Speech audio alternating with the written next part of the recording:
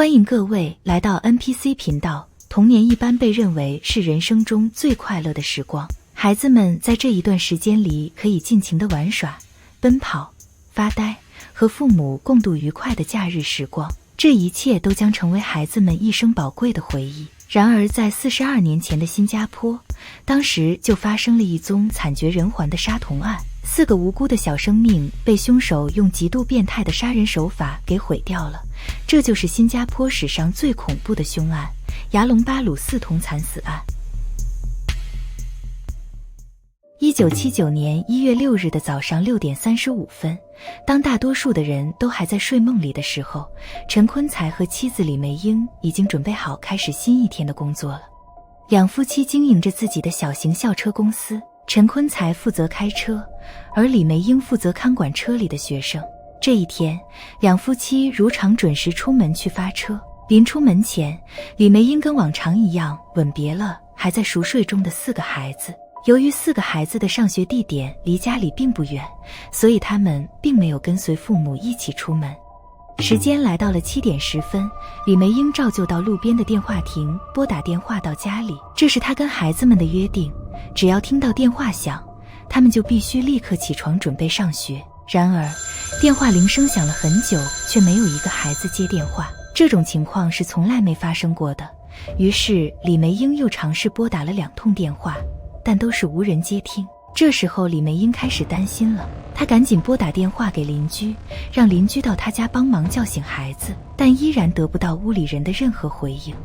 由于还得再送学生准时到达学校，两夫妻虽然心有不安，但也只有硬着头皮继续工作。直到早上10点，李梅英才有时间先行回家查看孩子和家里的情况。大门打开后，只见孩子们的书包都还在客厅的角落整齐地摆放着，但是整间屋子却诡异地弥漫着一阵血腥味。李梅英顺着血腥味来到了浴室，推开浴室门后，映入眼帘的就是地狱般的场景。浴室里到处都是血迹，4个孩子体无完肤地倒在了泉涌般的血泊里，4个弱小的身躯犹如叠罗汉般的叠在一起，早已没有了气息。李梅英被眼前的恐怖惨状吓得魂不附体，双脚一软就倒坐在地上，嚎啕大哭了起来。邻居们听到那撕心裂肺的哭声后，都纷纷闻讯赶来，然后就协助哭得几乎晕了过去的李梅英报警。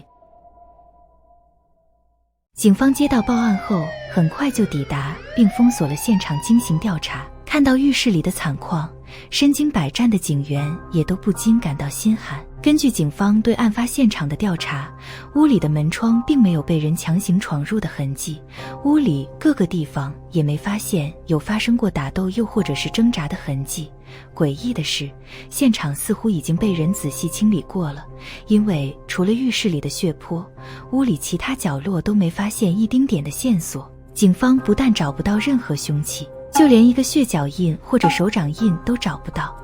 因此警方几乎可以确认，这宗残忍血案一定就是熟人的所为，因为陈坤才和李梅英是在早上6点35分出门的，而李梅英早在7点的时候就尝试拨打电话回家，邻居也在那段时间里到门口拍门。可是就在这短短的半个小时内，屋里就发生了一场大屠杀，而且凶手还有时间清理现场。如果不是熟人所为，凶手是如何精准地挑选他们两夫妻不在家的时候才动手呢？而凶手又是怎样在不惊醒孩子们的情形下入屋犯案呢？凶手似乎很顺利的就让孩子们自愿打开门让他进屋，而且在孩子们的眼中，这个凶手就是一个他们不需要特别防备的人。法医的验尸报告显示，4个孩子都是被人用刀杀死的，每个孩子的身上至少都被捅过20刀。年纪最小的妹妹的脸已经被毁容了，而大哥的右手也几乎被砍断，仅依靠一点皮肉勉强地维系着。法医推断，大哥可能曾经为了保护弟妹而做出激烈的对抗。他的手中还紧握着一束比男性头发长一点的头发。在见证科技还未发达的70年代，警方根本没有办法只是依靠浴室里的血迹和大哥手里握着的头发来破案。于是警方唯有循着凶手是熟人的这个方向去调查。为此，警方动用了大批警力去走访超过100个认识陈坤才夫妇的人，但最后竟然找不到任何有用的线索。在调查过程里，一名德士司机向警方透露道，案发当天早上，有一名年龄大概20多岁的青年打过他的车。当时他注意到青年的衬衫上有血迹，裤头露出刀子，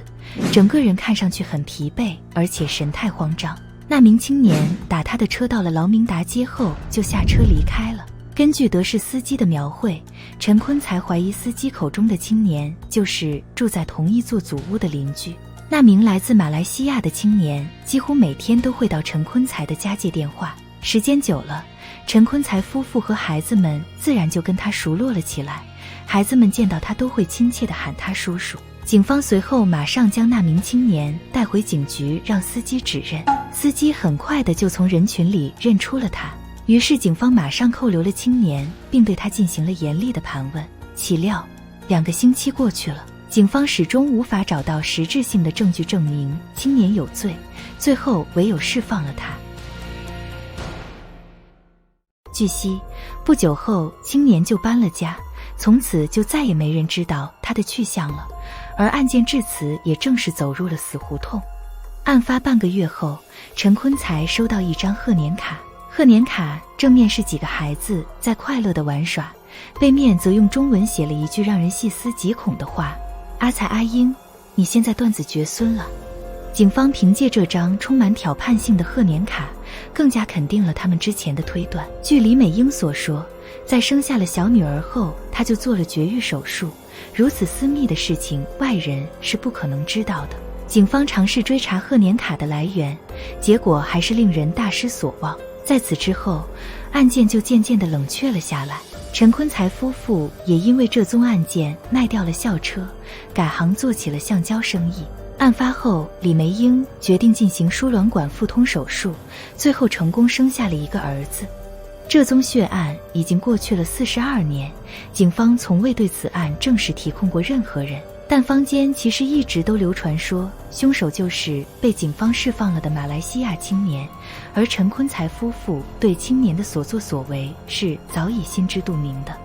传闻说，青年曾经要求陈坤才夫妇帮他买彩票，当彩票真的中奖后，陈坤才夫妇竟然声称忘记买而草草敷衍了青年。青年从此就对陈坤才夫妇恨之入骨，所以他绝对是有犯案动机的。案件到这里就已经说完了，不论凶手的杀人动机是什么，孩子始终是无辜的，凶手必须为自己犯下的错而负上法律责任。这期故事就说到这里，喜欢的朋友欢迎转发、点赞以及评论，我们下期故事再见。